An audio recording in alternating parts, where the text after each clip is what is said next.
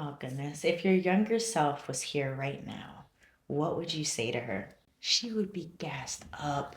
Like, she would be, oh my goodness. She would be just as emotional as me. She would be like, "You did what? We did what?" Oh my God. She'd be like, "Whoa, like all the dreams and the rehearsals in front of the mirror and the learning of songs, like all of that was like for a reason. You weren't just like daydreaming or goofing around or whatever. Like you're actually doing that. Like you actually have an album out. You're actually performing at festivals. And not only that, like you still live in Pittsburgh. Introduce yourself. Who are you? What do you do? Well, my name is Anyah Nancy. I am a singer, songwriter, producer, educator, slow life advocate, lover of Jesus, a daughter, a friend, a sister. Um, yeah, yeah, that's me. What brought you to the hot seat today? Well, I was asked to be here, but honestly, I was hoping that I would have been asked because I just think it's so cool. Um, I love storytelling and I love spaces that give people the opportunity to tell their story. I think that's partially why I love music. Music is an outlet to tell your story. I mean, to hear other people's stories as well. Um, so when I was asked, like, of course I'll come and share my story. I'm just happy to be here and give people an opportunity to hear who I am from the owner's mouth, you know? Yeah. Okay. Okay. Talk to me about being a neo jazz singer and songwriter. Do you create for yourself or the listener? What is your mission and what drives you to create? Yeah, so I guess I consider myself to be a neo jazz singer. And neo comes from neo soul, which is a genre that became popular in the early 2000s, maybe even late, like 1990s, with your Lauryn Hills and your Jill Scotts and your D'Angelos and Erica Badu's. It was a new era of soul music that Black people brought to the forefront and became really popular. But then jazz is where I also love to be. So naturally, I kind of merged both of the worlds in my music, which wasn't necessarily intentional. It just happened that way. So neo jazz is just jazz with a little bit of soul, or a little bit of soul with a little bit of jazz. It could be either one, depending on the song. I think I create for both myself and the listener. First, myself. My goal and rule is I have to like it first. And if I don't like it, then I won't put it out.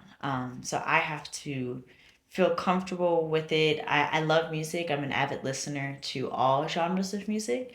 Um, if I don't enjoy it or I can't groove to it or the lyrics aren't stuck in my head, then I won't put it out. But then, hopefully, through my honesty, people feel free to be honest themselves, whether it be with the emotions that they haven't yet found the words to share.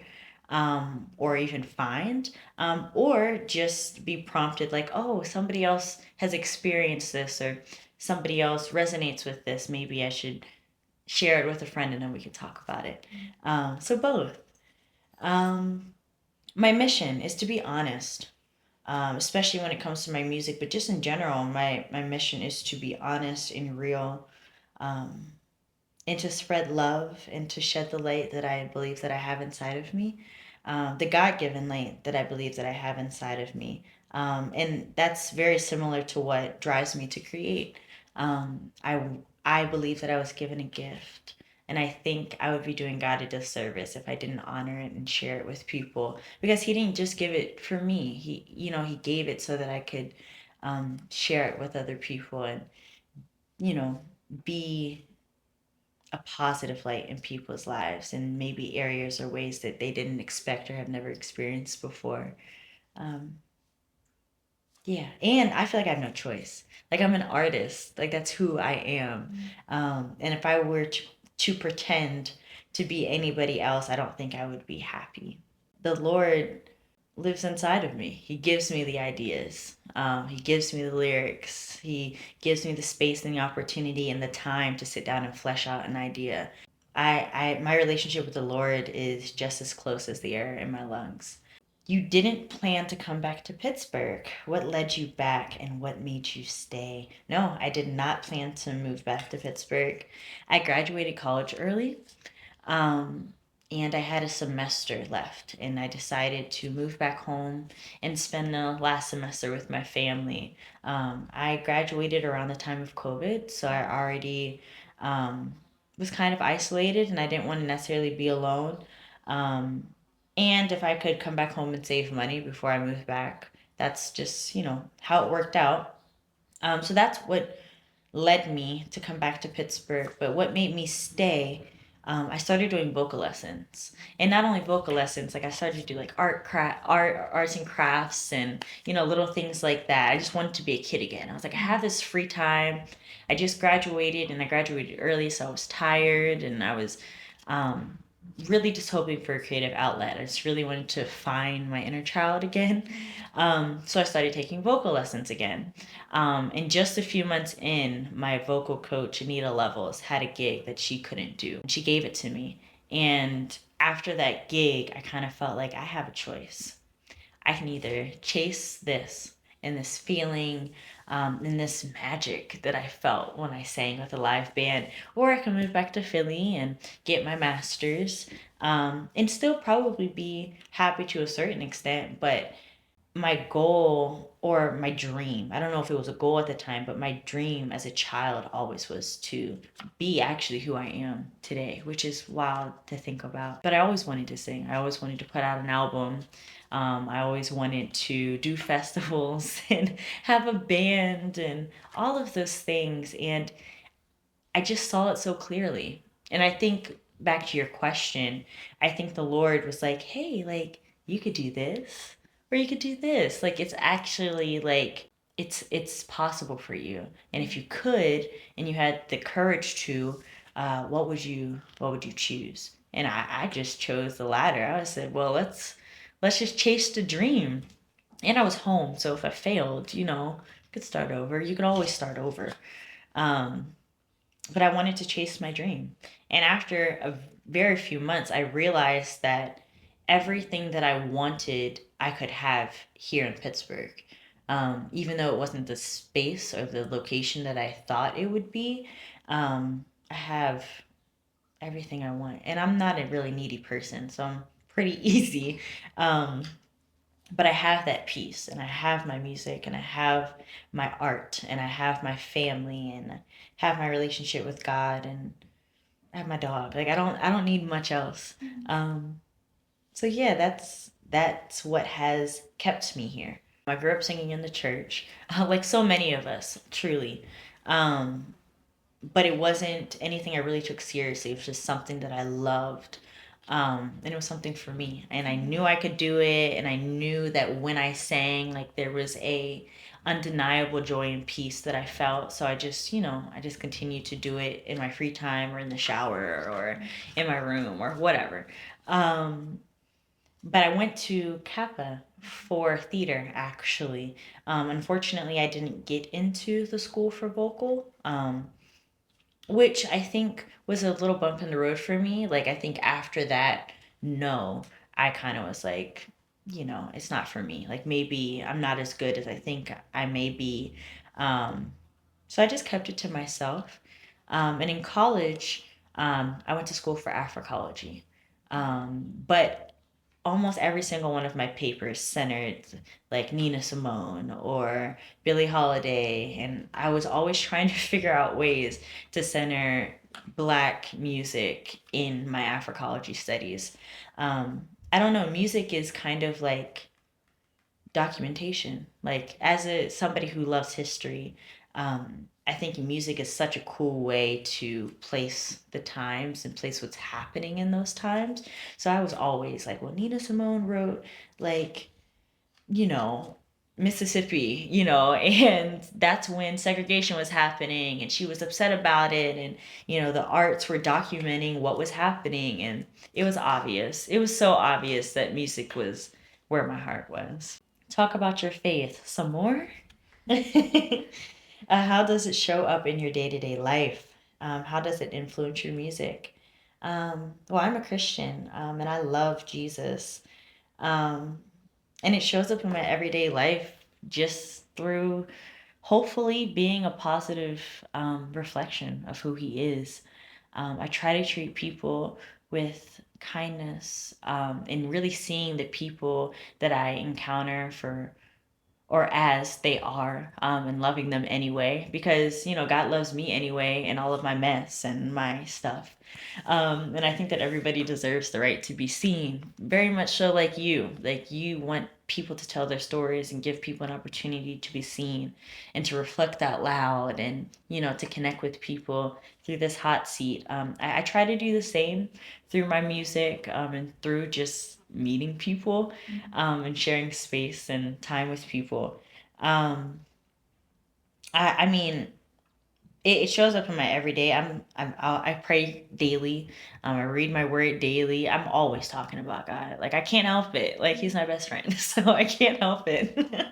And it influences my music because I feel like my music is inspired by the life that I live. Like I don't lie in my music. I'm not making up stories or um not tell the truth.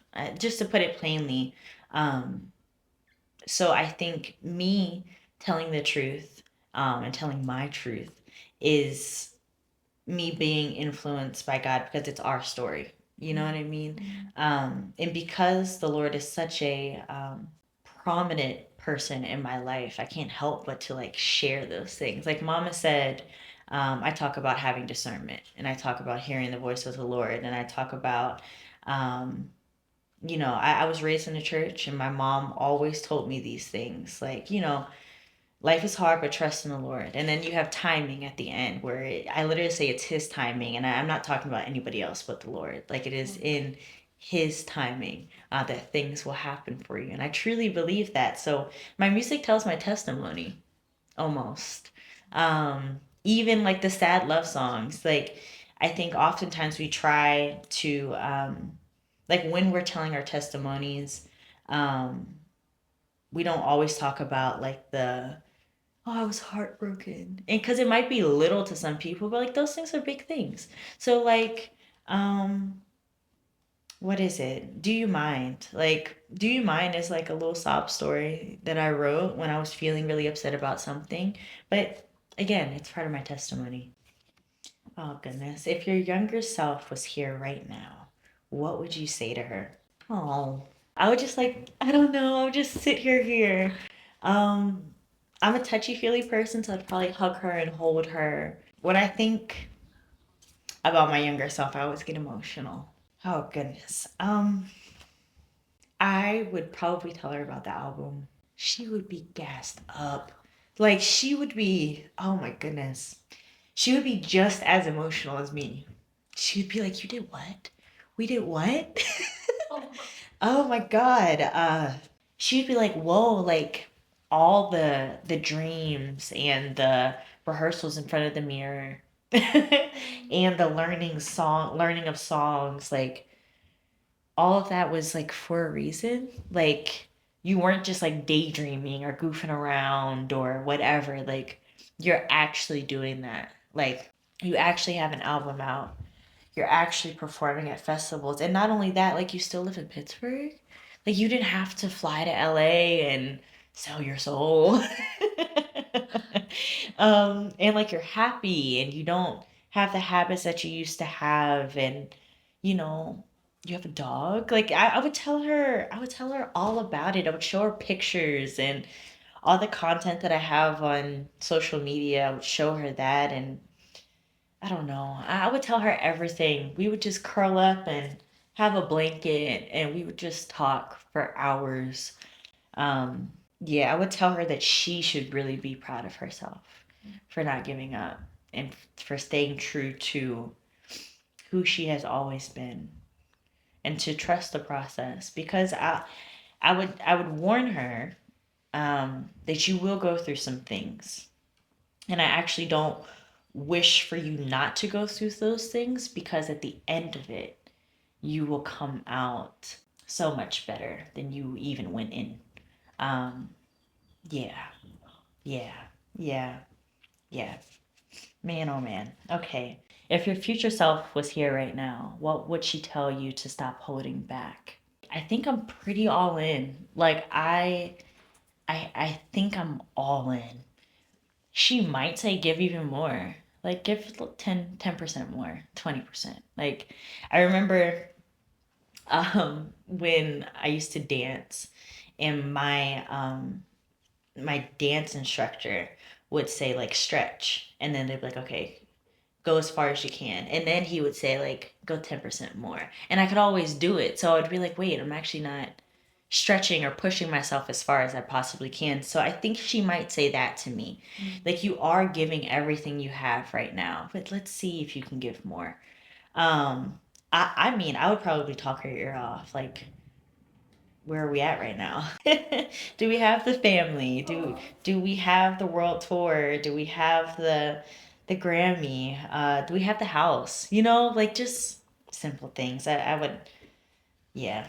She probably wouldn't have an opportunity to talk much. I'd probably ask her all the questions. Okay. What is the biggest lesson life is teaching you right now? Oh man. That nothing I'm learning so much. I think every day teaches me so much. Nothing in life is free, or even cheap.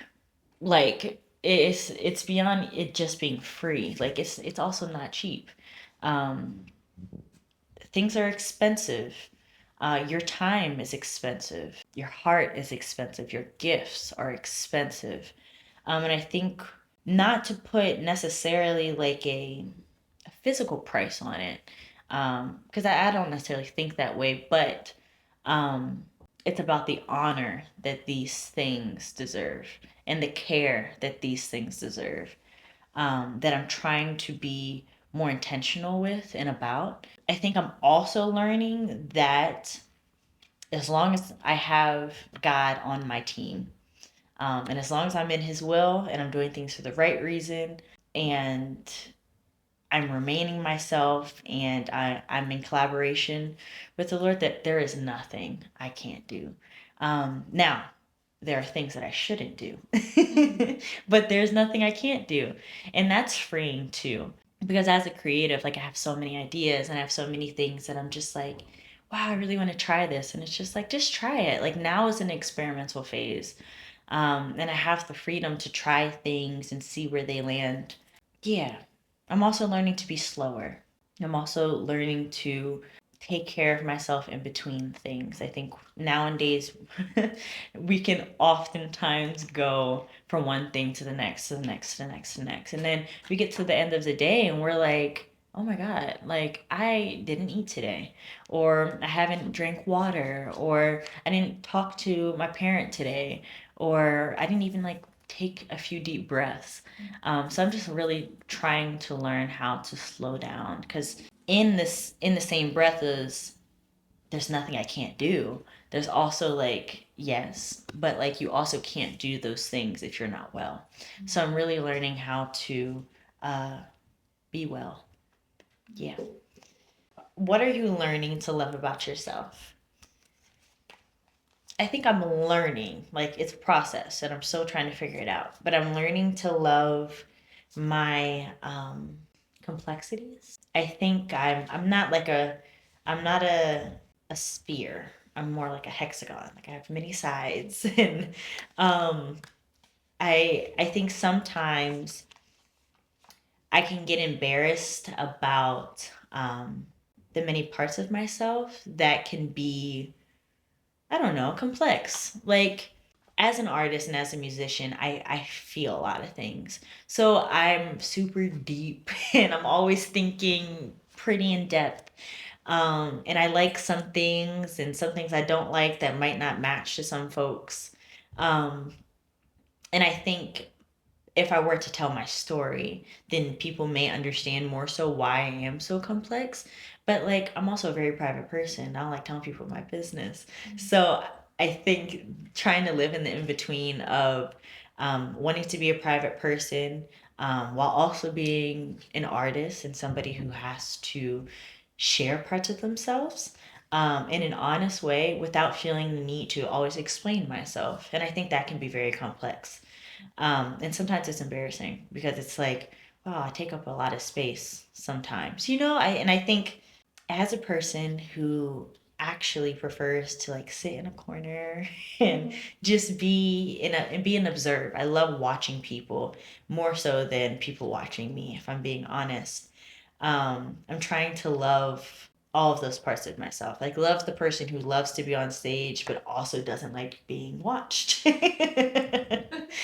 um, um, like love the person who loves creating content and posting it, but also doesn't like being perceived. It's complex.